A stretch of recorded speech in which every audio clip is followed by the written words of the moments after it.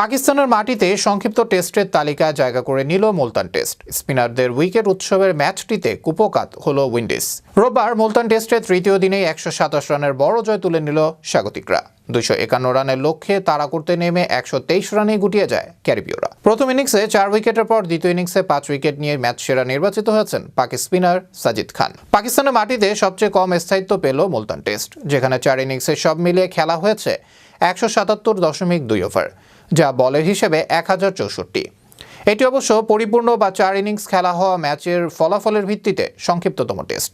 আর পূর্ণ অপূর্ণ সব টেস্টের হিসেব করলে সংক্ষিপ্ত টেস্টের তালিকায় জায়গা করে নেবে ১৯৯১ সালে গুজরানওয়ালাতে হওয়া টেস্ট, যেখানে শ্রীলঙ্কার বিপক্ষে ৩৬ ওভার ব্যাট করে ২ উইকেট হারিয়ে ১০৯ রান করেছিল পাকিস্তান। এরপর বৃষ্টির কারণে ম্যাচে আর কোনো বল মাঠে গড়ায়নি।